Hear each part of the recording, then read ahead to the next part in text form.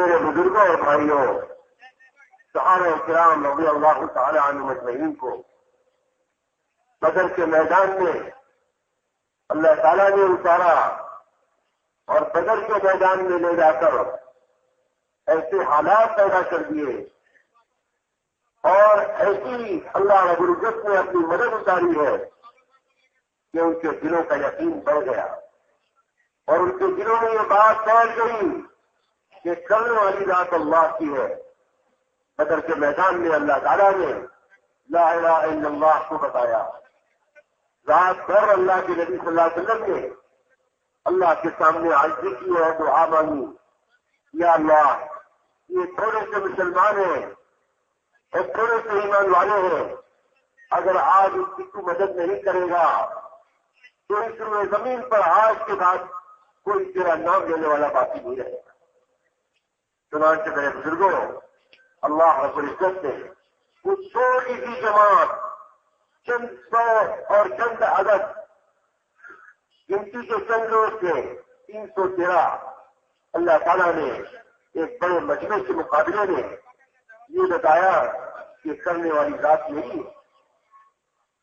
جب آدمی محنت کے میدان میں ہوتا ہے، دعوت کے میدان میں ہوتا ہے اور پھر اللہ تعالیٰ کی مدد اس کے سامنے آتی ہے تو اس کا ایمان پختہ ہوتا ہے، اس کے دل میں اللہ تعالیٰ کی وحدانیت، اس کی بڑائی، اس کی قدرت کا یقین آتا ہے۔ میرے بزرگوں، اللہ رب العزت نے بدر کے اندر اتار کر ان کے یقین کو بڑھا دیا، ان کے ایمان کو بڑھا دیا اور اس کے میدان میں اتار کر اور ایک اشتہادی غلطی کرا کر اللہ رب العزت نے یہ بتا دیا کہ دیکھو میرے نبی کی بات، میرے نبی کا لایا ہوا دین، میرے نبی کو جو میں نے دین دیا ہے اور میں نے جو اپنا نبی بھیجا ہے، اگر تم اس کی منشا کے خلاف چلو گے، اس کے بتائے ہوئی بات کے خلاف چلو گے تو پھر تمہارے لیے ناکامی ہی ناکامی ہے۔ اور اس کے میدان میں اللہ تعالیٰ نے محمد رسول اللہ کو بتلایا۔ دعوت یہ دل کے اندر ایمان کو اتارتی ہے، دعوت میرے بزرگوں یہ دل کے اندر ایمان کو جماتی ہے، توحید دل کے اندر بیٹھتی ہے، حضرت محمد صلی اللہ علیہ وسلم کی رسالت بیٹھتی ہے۔ دعوت اس دنیا کے مادی چیزوں کے مقابلے میں آخرت کی ابد کی زندگی کی دعوت، جب اس کی دعوت چلتی ہے تو میرے بزرگوں دل میں آخرت بیٹھتی چلی جاتی ہے، موت اور ما بعد الموت کا یقین بڑھتا چلا جاتا ہے، موت کا استحضار بڑھے گا اور قبر کے خیالات کا استحضار پیدا ہوگا، اس کی فکر بڑھے گی اور میرے بزرگوں قیامت تک قبر میں پڑے رہنے کا منظر اور پھر پھوکے جانے کے بعد قبر سے اٹھائے جانے کا منظر، حساب کتاب کا منظر، السراج پر گزرنے کا منظر، میرے بزرگوں یہ دعوت یہ جو ہے دل کے اندر یہ بات دکھا دی۔ ایمان جتنا دل کے اندر آئے گا اسی کے اعتبار سے اللہ تعالیٰ کی بندگی، حضرت محمد صلی اللہ علیہ وسلم کی لائی ہوئی تعلیمات کی روشنی میں زندگی کا گزارنا میرے بزرگوں کے دل میں اترتا چلا جائے گا اور آخرت کا انتظار بڑھتا چلا جائے گا۔ پھر یہی جو ہے یہی کلمہ پڑھنے والا ایمانی صفت کے ساتھ چلے گا اور اسلامی زندگی گزارے گا۔ محنت میرے بزرگوں یہ محنت تو بنیادی چیز ہے۔ پچھلے امتوں میں اللہ نے محنت کی ذمہ داری نبیوں کو دی تھی، اللہ کے آخری زماں نبی کو محنت کے لیے بھیجا اور آپ کی امت کو بھی یہ شرط دیا کہ نبی والا کام اللہ نے اس امت کو دیا۔ তো মোহতারাম দোস্ত বুজুর্গ বলেন যে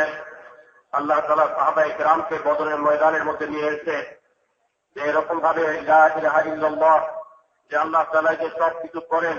এই কালিমার সবক দিয়েছেন। তো বলেন যে এরকম ভাবে ছোট এক জামাত এই বদরের ময়দানের মধ্যে আসছে আর আসার পরে যে 1000 সুসজ্জিত বাহিনীর মোকাবিলার মধ্যে নামানোর পরে আল্লাহ তাআলা আসমান থেকে ফেরেশতাকে নাযিল করছেন। আর হুজুর সাল্লাল্লাহু আলাইহি ওয়াসাল্লাম আল্লাহ তাআলার দিকে মুতাওয়াজ্জ হয়ে দোয়া করতেছিলেন যে আল্লাহ এই ছোট্ট জামাত যদি দুনিয়া থেকে ধ্বংস হয়ে যায় তো এর পরবর্তীতে আপনার ইবাদত করার মতো আর দুনিয়াতে কেউ থাকবে না। তো একদিকে আল্লাহ তাআলার দিকে হুজুর সাল্লাল্লাহু আলাইহি ওয়াসাল্লাম মোতওয়াজ্জহ হয়ে আল্লাহর কাছ থেকে চাইতেছেন এবং কাঁদতেছেন, আর একদিকে আল্লাহ তাআলার জাতের উপরে ভরসা রাখতেছেন, বিশ্বাস রাখতেছেন, তো বলেন যে এর উপরে আল্লাহ তাআলা সাহাবায়ে কেরামকে এই ময়দানের মধ্যে যে এরকম ভাবে ঈমান শিক্ষা দিলেন আর ঈমানের সবক দিলেন যে আসমান থেকে ফেরেশতা নাযিল করে ওই কাফেরদের মোকাবেলায় আল্লাহ তাআলা মুসলমানদেরকে জয়যুক্ত করে দিলেন। তো বলছে এই অবস্থাতে মুসলমানরা যখন আল্লাহ পাকের সাহায্য দেখলো তো তাদের দিলের মধ্যে ঈমান জমে গেল। বলেন যে যখন ঈমানদার খোদায়ে পাকের সাহায্যকে নজরে দেখে আর আল্লাহ তাআলার সাহায্যে যে সে এরকম ভাবে আল্লাহ পাকের সাহায্য তার উপরে আসছে এটা যখন সে দেখে তখন তার দিলের মধ্যে ঈমান বাড়তে থাকে, ঈমান মজবুত হইতে থাকে। তো বদরের এই মৌতার মধ্যে আল্লাহ তাআলা সাহাবায়ে কেরামকে লা ইলাহা ইল্লাল্লাহ এই কালেমা শিক্ষা দিতেন, যে এরকম ভাবে ঈমানের সবক এই যুদ্ধের মধ্যে দিয়ে দিতেন। আর বলেন যে এরকম ভাবে উহুদের ময়দানের মধ্যে হুজুর সাল্লাল্লাহু আলাইহি ওয়াসাল্লামের একটা হুকুমকে সামান্য পরিমাণ যেরকম ভাবে অমান্য করবার কারণে একটা ইজতিহাদি গলতি মানে একটু টুকটুক হয়ে যাওয়ার কারণে, ত্রুটি হয়ে যাওয়ার কারণে আল্লাহ তাআলা কিয়ামত পর্যন্ত সমস্ত মুসলমানদেরকে এই সবক দিয়ে দিতেন, এই শিক্ষা দিয়ে দিতেন যে হুজুর সাল্লাল্লাহু আলাইহি ওয়াসাল্লাম যা কিছু আল্লাহ পাকের পক্ষ থেকে নিয়ে আসছেন এবং হুজুর সাল্লাল্লাহু আলাইহি ওয়াসাল্লাম যে তরিকা উম্মতের সামনে বাতাইতেছেন এইটার উপরে যদি জিন্দেগি ওঠে তো সমস্ত প্রকারের খারাপি থেকে তারা বেঁচে যাবে, সমস্ত প্রকারের মুসিবত থেকে তারা বেঁচে যাবে। আর যদি হুজুর সাল্লাল্লাহু আলাইহি ওয়াসাল্লামের তরিকার মধ্যে জিন্দেগি না ওঠে তো তাদের জিন্দেগির মধ্যে বিভিন্ন লাইনের পরীক্ষা আসবে এবং বিভিন্ন লাইনের সমস্যা আসবে। তো হুজুর সাল্লাল্লাহু আলাইহি ওয়াসাল্লামের এই তরিকার মধ্যেই আল্লাহ তাআলা যে কামিয়াবি রাখতেন মুহাম্মদুর রাসূলুল্লাহর এই সবক উহুদের যুদ্ধের মধ্যে যেরকম ভাবে আল্লাহ তাআলা মুসলমানদেরকে দিয়ে দিতেন যে হুজুর সাল্লাল্লাহু আলাইহি ওয়াসাল্লামের আনিত এই দিন, হুজুর সাল্লাল্লাহু আলাইহি ওয়াসাল্লামের আনিত এই তরিকা আর এই রিসালাতের উপরে ইয়াকিন যে যত বেশি দিনের মধ্যে জমবে তত বেশি আল্লাহর পক্ষ থেকে কামিয়াবি আসবে, এই কথার বিশ্বাস বান্দার দিলের মধ্যে যেন জমে। এই জন্য এই উহুদের যুদ্ধের মাধ্যমে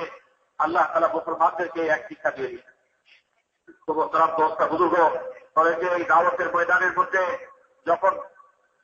মুসলমান চলতে থাকে আর বলেন যে এই দাওয়াতের মেহনতের ময়দানে যখন কুরবানি হইতে থাকে তো দিলের মধ্যে ঈমান মজবুত হইতে থাকে আর হুজুর সাল্লাল্লাহু আলাইহি ওয়াসাল্লামের আনিত দ্বীনের উপরে জিন্দেগি উঠতে থাকে। মুহাম্মদুর রাসূলুল্লাহ হুজুর সাল্লাল্লাহু আলাইহি ওয়াসাল্লামের রিসালাতের উপরে তার দিলের মধ্যে ইয়াকিন জমতে থাকে। তো হুজুর সাল্লাল্লাহু আলাইহি ওয়াসাল্লাম আল্লাহ তাআলার কাছ থেকে যা কিছু নিয়ে আসছেন এই সব কিছুর উপরে একজন মানুষের জিন্দেগি তখন উঠবে যখন এই দাওয়াতের মোবারক মেহনতের মধ্যে তার জান আর মালের কুরবানি হবে। যখন মেহনত আর মুজাহাদা হবে তখন আল্লাহ পাক তার দিলের মধ্যে ঈমানকে বসায় দিবেন এবং হুজুর সাল্লাল্লাহু আলাইহি ওয়াসাল্লামের তরিকার ইয়াকিনও তার দিলের মধ্যে জমে যাবে। তো মোহতারাম দোস্ত বুজুর্গ, যে সাহাবায়ে কেরাম কুরবানির সাথে এই মেহনতের মধ্যে চলছেন, মুজাহাদা আর কুরবানি এই মেহনতের মধ্যে চলছেন, এর বিনিময়ে আল্লাহ তাআলা ওনাদের দিলের মধ্যে ঈমানকে জমাইছেন আর ওনাদের জিন্দেগির মধ্যে আল্লাহ তাআলা হুজুর সাল্লাল্লাহু আলাইহি ওয়াসাল্লামের আনিত তরিকাকে জিন্দা করছেন আর ওনাদের দিলের মধ্যে আখিরাতের বুঝ, দুনিয়ার আসবাবের মোকাবেলায়, দুনিয়ার সমস্ত জিনিসের মোকাবেলায় এবং সমস্ত জিনিস থেকে নজর ফিরে যে আখিরাতের দিকে ওনাদের নজর ফিরছে এবং আখিরাতের দিকে ওনাদের নজর ঘুরছে। বলে যে এরকম ভাবে ঈমানের দাওয়াতের সাথে সাথে যখন আখিরাতেরও দাওয়াত চলতে থাকবে তো তখন আখিরাতের বুঝ দিলের মধ্যে পয়দা হবে, কবরের বুঝ দিলের মধ্যে পয়দা হবে এবং কবরের দৃশ্য সামনে আসবে, সিরাতের দৃশ্য সামনে আসবে আর বলে এরকম ভাবে জান্নাত আর জাহান্নামের দৃশ্য সামনে আসবে। আখিরাতের এক একটা অবস্থা এক একজন ঈমানদারের দিলের মধ্যে যে ওই দৃশ্য ভাসবে। উনি বলেন যে ওই আখিরাতের দাওয়াত যখন চলবে তো দুনিয়ার সমস্ত ধোঁকার জিনিস থেকে মানুষ বেঁচে ওই আখিরাতকে সামনে রেখে তখন সে জিন্দেগিকে যাপন করবে। আর বলছে এই দুই দাওয়াতের সাথে সাথে যখন সে এরকম ভাবে এই ময়দানের মধ্যে চলতে থাকবে তো সাথে সাথে আল্লাহ পাক তার জিন্দেগির মধ্যে ঈমানী সিফাত গুলোকে চিন্তা করতে থাকবে। ঈমানী সিফাত তার জিন্দেগির মধ্যে চিন্তা হইতে থাকবে। ঈমান তার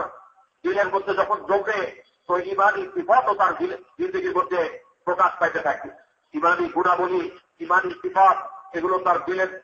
জিন্দেগির মধ্যে প্রকাশ পাইতে থাকবে। তো মোহতারাম দোস্ত বুজুর্গ, যে আল্লাহ তাআলা হুজুর সাল্লাল্লাহু আলাইহি ওয়াসাল্লামকে যে দিন দিয়ে পাঠাইছেন ওই দিনের উপরে তখন তার জিন্দেগি উঠবে। এই জন্য দাওয়াতের ময়দানের মধ্যে যখন মানুষ মেহনত করে তখন তার দিলের মধ্যে ঈমান জমে এবং দিনের উপরে চলবার এক যোগ্যতা পয়দা হয়, হেদায়েতের উপরে চলবার যোগ্যতা তার মধ্যে পয়দা হয়। আর এরকম ভাবে আল্লাহ তাআলার হুকুমকে জিন্দেগির মধ্যে আনবার যোগ্যতা তার পয়দা হয়। আর সাথে সাথে তার জিন্দেগির মধ্যে গুণাবলী বাড়তে থাকে। মোহতারাম দোস্ত বুজুর্গ, এই মেহনতের জরিয়াতেই একজন মানুষের জিন্দেগির সহি তরবিয়ত হয়, তার জিন্দেগির সহি সংশোধন হয় এবং তার জিন্দেগির মধ্যে গুণাবলী আসতে থাকে এবং হর লাইনের আল্লাহ পাকের নাফরমানি থেকে, আল্লাহ পাকের নিষেধ করা জিনিস থেকে তার জিন্দেগি পাঠ হইতে থাকে। সেই জন্য এই ময়দানের মধ্যে হুজুর সাল্লাল্লাহু আলাইহি ওয়াসাল্লাম সাহাবায়ে কেরামকে কুরবানির সাথে চালাইছেন আর বলেন যে এরকম ভাবে এই ময়দানের মধ্যে এই কুরবানির সাথে চলবার দ্বারাই তাদের দিলের মধ্যে তাওহীদের একত্ববাদের বুঝ পয়দা হইছে এবং তাদের জিন্দেগির মধ্যে হুজুর সাল্লাল্লাহু আলাইহি ওয়াসাল্লামের আলিত দিনের উপরে উঠবার যোগ্যতা পয়দা হয়।